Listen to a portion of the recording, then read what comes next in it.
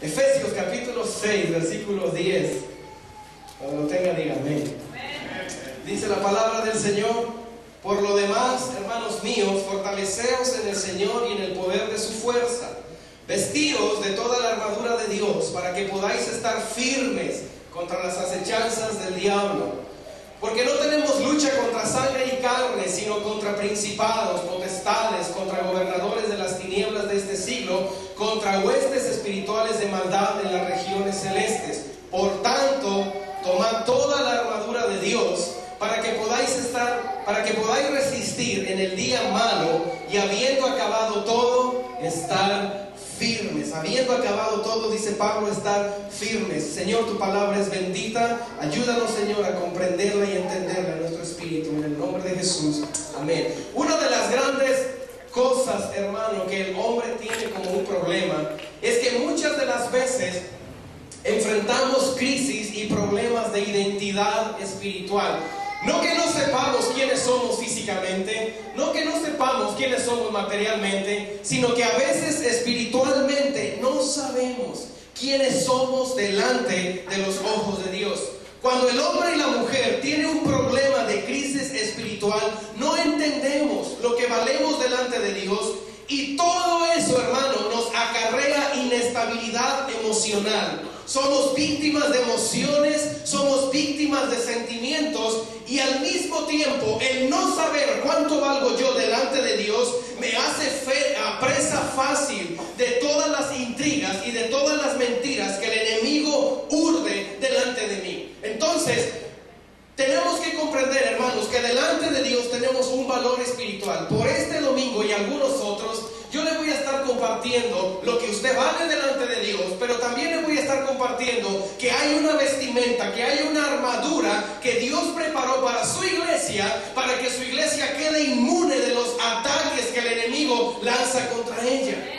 Lo importante en la vida cristiana, mi hermano, no es vivir ausente de lucha o ausente de ataque. Lo importante en la vida cristiana es tener el equipo listo y la armadura correcta para cuando venga el dardo, cuando venga la flecha, podamos estar protegidos en contra de las intrigas, de las artimañas y de las acechanzas del enemigo.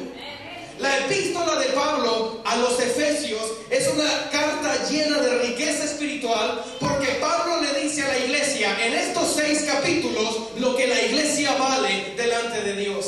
Y yo te vine a decir en esta tarde, iglesia, lo que tú vales delante de Dios es poderoso. En el momento que conociste a Cristo y lo hiciste el Señor de tu vida, Él te dio un valor sin igual. Alguien debió haber dicho amén a eso. Alguien perdió la oportunidad de decirlo, porque déjeme decirle, el Señor nos da un valor sobrenatural. La iglesia en Éfeso era una iglesia pastoreada por el joven Timoteo. Un joven que Pablo había adoptado como un hijo espiritual.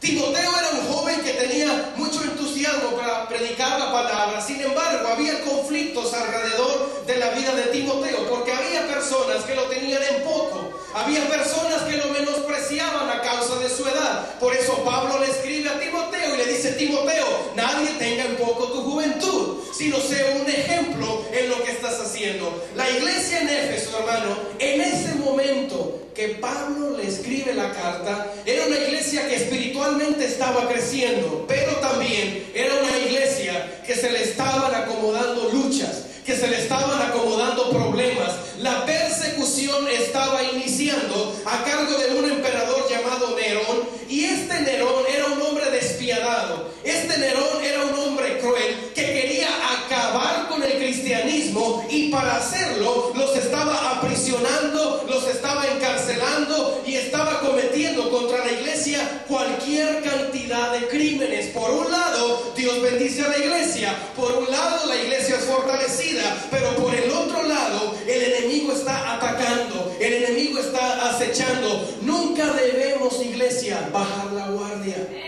Nunca debemos descuidarnos. Nunca debemos quitar la mirada de nuestro objetivo, pero al mismo tiempo nunca debemos dejar de atender las acechanzas del enemigo. Bajo esta circunstancia, Pablo le escribe a la iglesia. Y Pablo encuentra a una iglesia sí bendecida, pero a una iglesia a punto de ser atacada. a una iglesia a punto de sucumbir ante la intriga y el ataque del enemigo. Entonces Pablo le escribe a la iglesia, y en la carta a los Efesios, mi hermano, el día que usted tenga oportunidad, léala. En la carta a los Efesios vamos a descubrir que Pablo le dice a la iglesia: tú eres bendecida con toda bendición espiritual. Es decir, no hay nada en el mundo espiritual que Dios no te ha otorgado. No hay nada en el mundo espiritual que Dios no te ha regalado a causa de su gracia y de su favor. La iglesia a los Efesios sí iba a enfrentar situación difícil, pero Pablo les dice: comprende y entiende que toda bendición espiritual se te ha regalado, que toda bendición celestial ha llegado a tu vida, ha llegado a tu corazón a causa de que conoces a Jesús.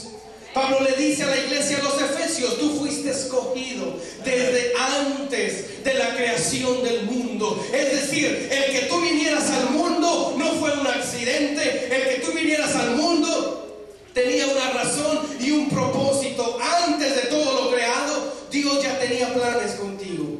Pablo le dice a la iglesia: fuiste adoptada como hija. Pablo le dice a la iglesia: obtuviste el perdón de pecados. Y Pablo le dice a la iglesia: a través de Cristo has sido vivificada para que la vida de Cristo obre en ti. Es decir, Pablo le dice a la iglesia de Éfeso: toda bendición que tú quieras tener, el Señor te la ha entregado. Sin embargo, la iglesia, aquí viene lo bueno, la iglesia debe apropiarse del valor que tiene delante de Dios para vivir en sintonía con la voluntad de Dios, pero también para vencer en el día malo. Iglesia, entendamos una cosa: Dios no te bendice para que sientas bonito. Dios no te bendice para que te sientas suave en el culto. Dios no prepara y derrama sus bendiciones para que te la pases suave y chévere, porque ahora que tenemos las naciones aquí hay que usar palabras sinónimas. Dios te bendice para que te pongas en sintonía con Él, pero Dios también te bendice para que puedas pelear. Diga conmigo: pelear para el día malo. Dios te bendice y te fortalece para que esa bendición se convierta en tu energía y se convierta en tu motor de arranque. Y cuando el Señor te está bendiciendo y el enemigo te ataca, de esa bendición saques armas, saques poder, saques fuego para atacar a un enemigo que viene en contra de ti. Dale gloria al Señor. En el versículo 13, Pablo le dice a la iglesia que estén firmes. Dice: tomad la armadura de Dios para que podáis resistir en el día malo. Diga conmigo: día malo.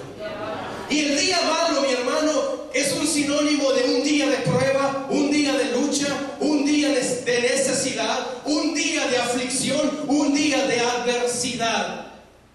¿Cuántos saben lo que es el día malo? Yo llegué a una conclusión cuando Dios ponía esto en mi vida y decía: a todos los que están aquí, en algún momento de nuestra vida nos llega, nos está llegando o nos va a llegar un día malo. No quiero ser ave de mal agüero, pero déjeme decirle: mientras usted respire, usted es candidato potencial a que en algún momento va a enfrentar un día malo. No soy brujo ni soy nada, simplemente le estoy diciendo lo que dice la Biblia. En algún momento de su vida, si no es que ya le llegó, le está llegando o le va a llegar el día malo. Y no le digo esto para que tenga conmiseración de usted, le digo esto para que se prepare. Porque en los días buenos Él está con nosotros. En los días agradables o de favor Él está con nosotros. Pero en los días malos Él no se aleja. En los días malos Él no come. En los días malos Él se para a un lado y pelea por ti.